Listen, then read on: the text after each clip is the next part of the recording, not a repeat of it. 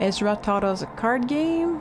Shannon, Ezra, the old man, and I stopped at the Randvensky Center to make some quick cash.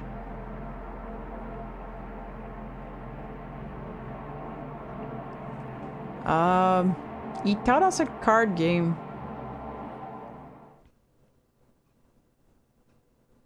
Oh, Act 4, Scene 5. How many scenes? The Murky Mammoth. How many scenes are there in this? Oh, the cat! They really made a good job on the cat. It's such a cat. Clara draws a card. 3 deep breath, 8 white doves, 5 slow hours. She draws a card. 7 blue petals, 3 deep breaths, 8 white doves, 5 slow hours. What are you listening to? Oh, just this tape a friend of mine sent me. They live in the desert. Vesinks. Something like that. Sounds good on the Mammoth's PA. Hey, that's the only way I listen to anything lately, haha. Your turn, buddy. 9 grey feathers, 7 blue petals, 3 deep breaths, 8 white doves, 5 slow hours.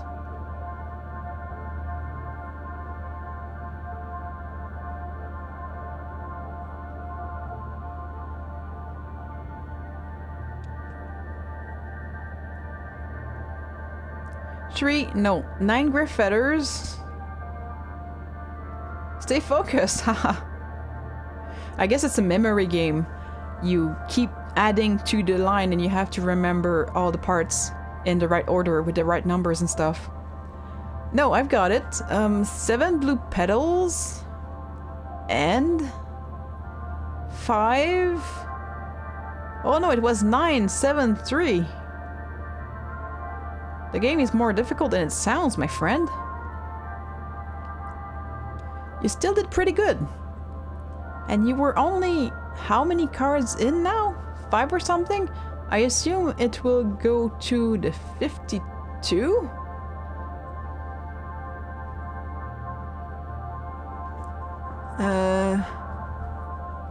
It goes until everybody forgets a card. It could go on a long time then. Well, not with this crowd, I guess, haha. We're all too soggy-brained. I know I am.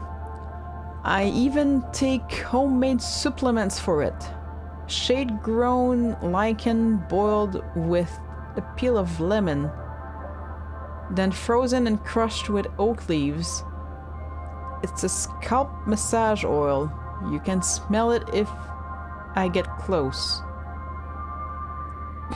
It dries the brain out a bit. What? That's some powerful stuff. It dries your brain out a bit, which is helpful for good memory. If I can remember to use it often enough in the first place. Oh, don't worry, the soggy brain has its benefits too. If your brain is soft and damp, new ideas can make a clear impression, like a boot in wet sand. But like wet sand, it can easily get muddied and washed away, so there's a trade-off, see? It's a shame we can't have it both ways, isn't it? What's this game called, Urza? Forgetting game. I really like the cat. It's the forgetting game. Kate likes to give her passengers the opportunity to make some floating around money, and the lab pays cash in small envelopes upon completion of their little gauntlet of non-invasive test. It's a project of the university. I think they're studying... I don't remember. The mammoth also collects their trash, mostly shredded paper, though Kate says once they left half a vending machine on the dock. Only half of it? But nobody seems too interested in the lab stop that night. They stayed aboard and played a card game. Read a book. I read a book and let me tell you about it. Okay. It's set in small town Pacific West. It takes place in a castle. The setting is an office building. It's in a castle. It's some historic landmark being maintained by a bunch of college kids and aging social misfits. The main character works in the gift shop. Their co-worker, Mimi and Jan. They are co-workers, Mimi and Jan. Mimi is older than Jan, but they seem to be at the same point in their lives. They like their work. They have a playful, antagonistic relationship with their boss. I actually only read a bit from the middle. Oh, you didn't start at the beginning? Mimi confides in her friend about a traumatic event from the past. Jen reminisces about the cat she lost track of, and the two had cause to reflect on history from their work together. Something got messed up, a document misplaced or filed under the wrong heading. Sorry. I wasn't really paying close attention to that part, but the event prompted a long conversation about the procedural history of their work together, and that illustrated a history of their friendship in broad, suggestive stroke. In my life's work as the Echo River premier anecdotalist, I've always found that a carefully excerpted moment is more powerful than any epic story.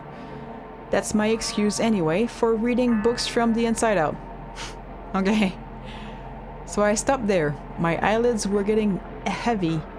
We were headed back to the lake and a chance encounter with the Iron Paria.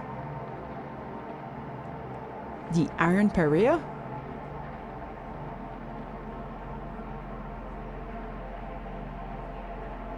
Okay.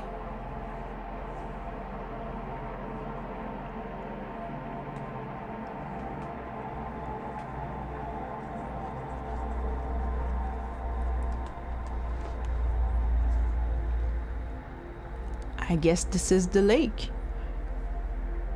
It does seems to be getting bigger. I mean, the water. The water seems to be growing. Oh, is that trees?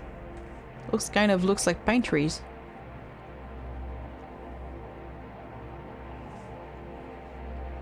Also drill bits. I took a nap.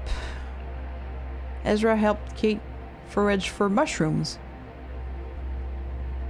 I took a nap.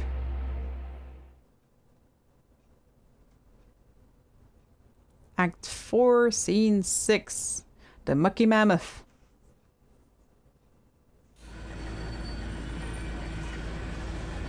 Hey, just a quick one here. I'm going ashore to do some mushroom hunting. The little island is my favorite spot, and I figure we're already running late. What's one more unscheduled stop? I just need to find Will and get him up here to keep an eye on things. You know, I bet he's asleep. Could you run down and wake him up for me? Bunks are down in the lower level, right next to the map room. Thanks! No problem. I shall do your bidding, lady. Oh, I can record the elephant, the mammoth.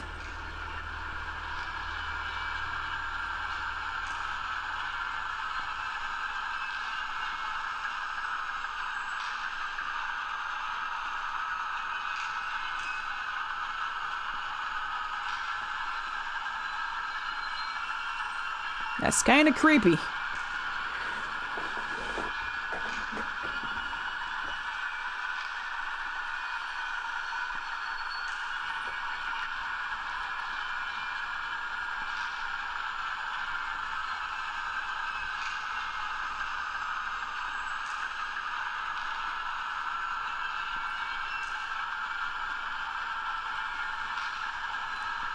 Kinda sounds like screaming souls or something.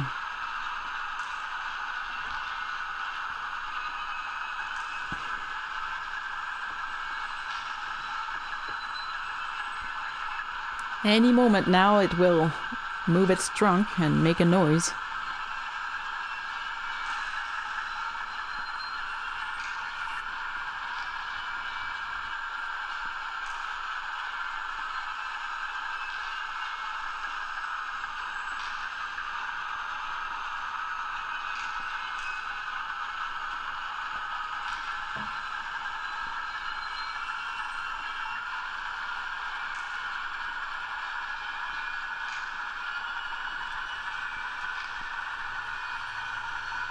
Oh. It didn't move its trunk. Okay then. I thought it might do more than that, but fine. No problem. Let's go into the lower levels to wake up Will.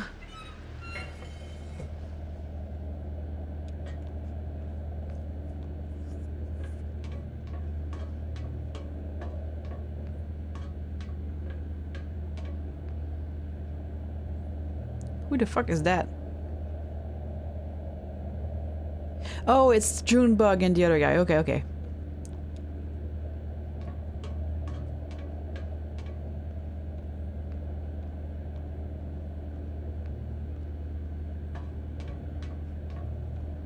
Wheel this way. Record.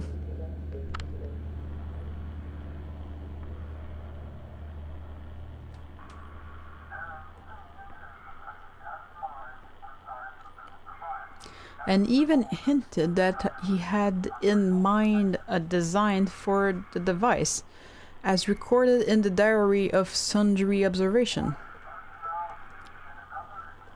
Why should personalities in another existence or sphere waste their time working a little triangular piece of wood over a board with a certain lettering on it? The whole business seems so childish to me. If we are to make any real progress in psychic investigation, we must do it with scientific apparatus. Again, for Edison, a technical solution to every problem. He goes on to suggest the parameters of the apparatus, and yes, a question in the back, James?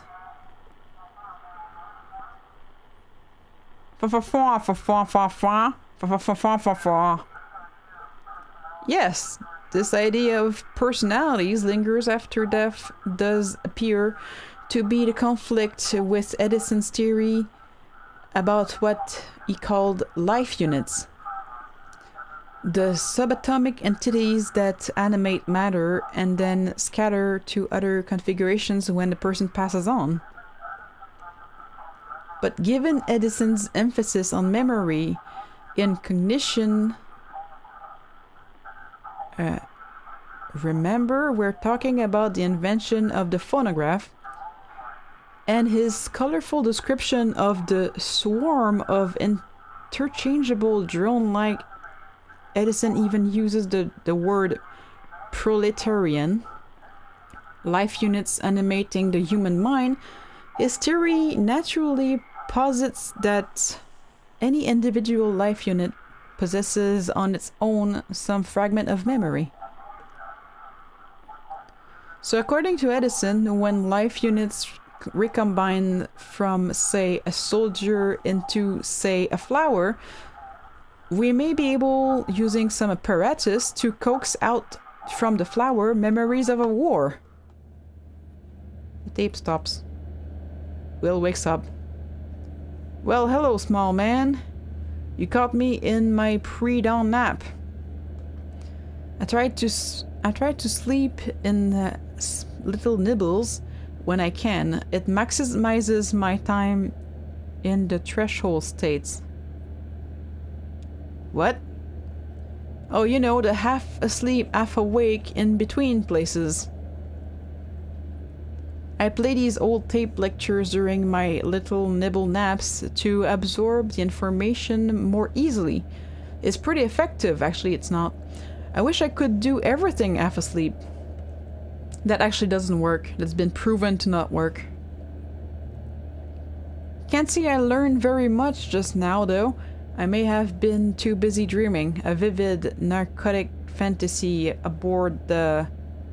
But those are always the quickest to dissipate. I'd better tell you about it now, before the spell is broken.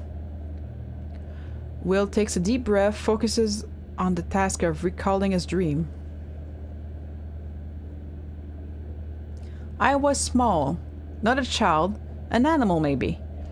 I patrolled the corridor of a great iron ship, searching for scraps and mice, I think, and crying, always a weak and mournful meow. Other crewmen slumped in odd corners and lay drunk on the deck. Is that where Conway is? The hall smelled of shame, defeat, and rot-gut corn whiskey. Did he piss and vomit everywhere? They dumped artillery into the water, tore their flags into cloth scraps, and made handkerchiefs to bury their sobbing faces. They drifted on the Lake Lethe, drinking the cold black water and eating eyeless fish, raw when they at least ran out of cooking fuel. At last ran out of cooking fuel. They seemed in their desperate... They seemed in their despair to forget even language. After an interval of years, the ship crossed a threshold into absolute silence. Silence, except for my hopeless, whimpering cry. Anyway, that's all I remember. Sorry you had a bad dream. Oh no, not bad. Unsettling. Puzzling. But thanks for your concern, Doc. Are you, Bugs Bunny now? Well, I've got a stew to start. You may want to hurry back above deck. I believe we're about to pass the Bat Sanctuary. It's quite a thing to see. Okay. But you should really get a good night's sleep. Oh, the debris has caught up to me. Kate came back from her mushroom hunting excursion with a small basket full of oddly shaped cap and stems. No doubt delicious to a morsel. Okay. Of course, she intended to use many of them in her medical practice to ease the pain, nausea, and anxiety of pregnant women, but I can usually rely on my charm to snare a bite or two. I have no preferences when it comes to mushrooms, by which I mean that I treat them all interchangeably. So they all taste the same to you? I prefer not to know their names and qualities before I cook them up and eat them. It's useless, after all. They escape your erudition, as the fellows say. That's a good mushroom hunting island, I guess. It's plenty damp, and they've got the cypress trees there to grow on. Of course, they're not indigenous, the cypress trees, I mean. Everyone down here seems to agree that they were planted as some kind of marker or memorial, and most people will tell you they've got a distant relation or acquaintance who helped dig a hole or water or a seedling. But nobody remembers what it was all for, and nobody left a plaque or anything. It's a shame. Looks like it must have been a lot of work. Well, at least we have the trees. And the mushrooms! And there's a lot of dead trees here.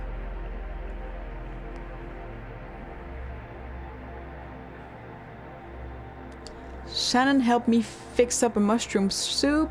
Shannon and her friends set out on the dinghy to deliver a package to at the telephone. Oh, telephone exchange. They said I had to talk to someone there.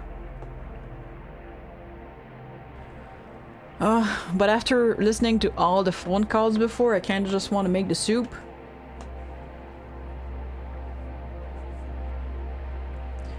Why was I supposed to talk to the person at the telephone exchange again? I think they had some information for me, right?